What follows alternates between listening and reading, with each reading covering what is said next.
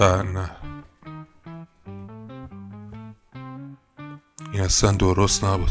من فقط بک‌گراند رو عوض میکنم، مثلا میذاره تو پاریس، لندن. خیلی کارهای مفیدی میشه کرد با عکساتون و کاملا هم رایگانه.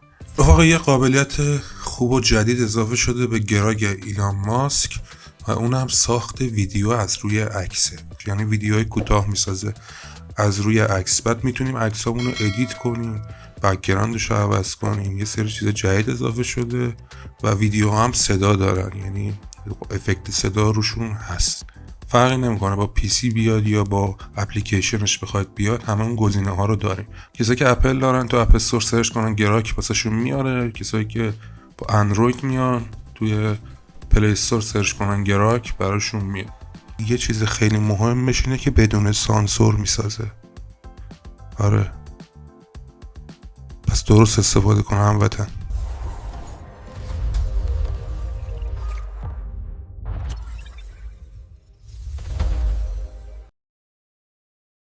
گراکی که واز کردیم، ببین اینجا یه قسمت ایمیجینگ رو که بزنیم، اینجا عکسایی که مثلا تولید شده یا میتونیم ویدیو بکنیمش اینجا گذاشتم، مثلا کسای دیگه ساختن یا هر چیز دیگه.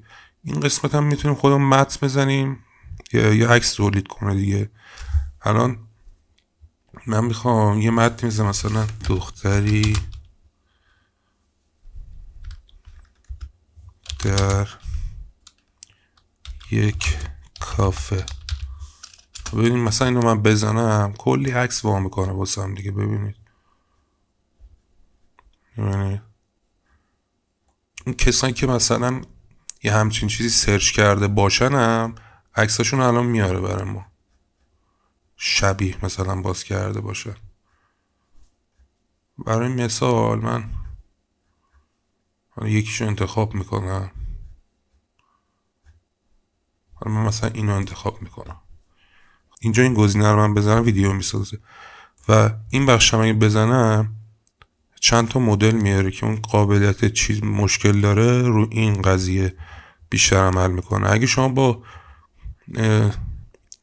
اپلیکیشنش هم وارد شده باشید اینجا 2-3 تا گزینه بیشتر داره. کاستوم داره که خودتون مثلا تغییر بدید، فرقی هم نمیکنه حالا با پی سی بیاد یا با گوشی، کاری که بخواید انجام میده برات.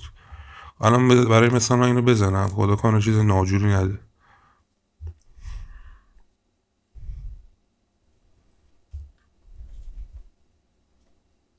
خب مثل این که داره. نه، این اصلا درست نبود. این اصلا خوب نی. فقط من برای اینکه تستشو بگیریم به شما نشون بدم دارم اینو میزنم، یعنی استفاده های درست هم میشه ازش کرد. برای مثال گفتم بدون سانسوره، یعنی اینا. برای مثال من مثلا برای مثال یه عکسی رو من خودم وارد میکنم، پیش‌فرض خودم. الان مثال این عکسو ببین، الان خودش داره اینو ویدیو میکنه. یعنی بعد دیگه مثلا من عکسی بهش بدم دیگه نمیتونم واسش پرامپتی بنویسم که به اون شکل تغییر بده. فقط میتونیم از این چند تا گزینه خودش استفاده کنیم. انا کنید.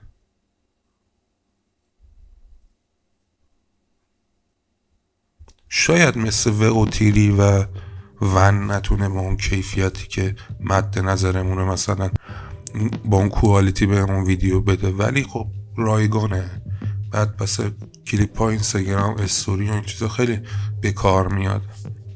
مثلا من فانشو بزنم. خب الان اینو مثلا به شکل فان برای ما در آورد نکنه.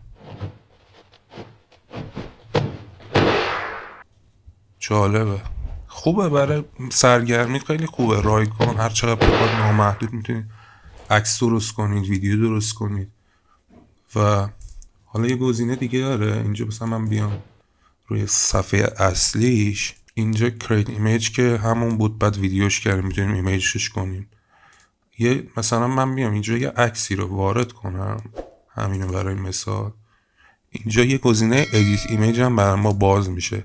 اینم خیلی خوبه، نگاه کنید اینجا قابلیت خوبی داره. مثلا همین این که ویدیو بود، همون ویدیو میکنتش. اینجا برای مثال کرکتیو من اینجا بزنم، ببین مثلا میکنتش نقاشی آبرنگ، یعنی مثلا گزینه‌های مختلفی داره. مثلا اینجا نقاشی میکنه عکسمونو با شیوه‌های مختلف، انیمه میکنه. بک‌گراند رو بزنم فقط بک‌گراند رو عوض میکنه، مثلا میذاره تو پاریس، لندن، توکیو، گزینه‌های مختلفی داره. اینجا سابجکت رو بزنیم برای مثال اینو بزنم اون مثلا شخص و انسانا رو از عکسمون پاک میکنه. خیلی کارهای مفیدی میشه کرد با عکساتون و کاملا هم رایگانه. اگه باز میگم کوالیتی خیلی خوبی نداد، ولی باز باید راضی باشین دیگه مف باشه کوف باشه دیگه، اینم در نظر بگیر. خب اینجا برای مثال من میزنه بک‌گراندمون مثلا بذاره تو توکیو، ببینیم به چه شکلی به ما تحویل میده. خیلی هم سریع عمل میکنه.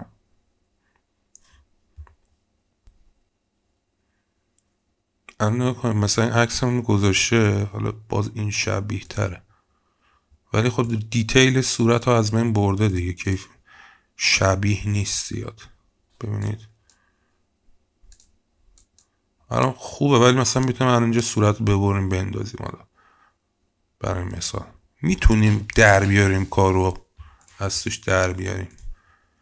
رایگانه، خوبش اینه دیگه. خب اینم از آموزش امروزمون. امیدوارم که لذت برده باشید. این سیستم اومد روی ویدیو سازی، اومد روی گراک. من سریع ویدیو ضبط کردم، گفتم که عقب نمونیم. خواهشم ما رو سابسکرایب و لایک کنید، دنبال کنید ما رو تو صفحات مختلف اینستاگرام، تلگرام که توش پرامپت‌های رایگان میذارم، اونجا کاملا ازش بهره ببرید.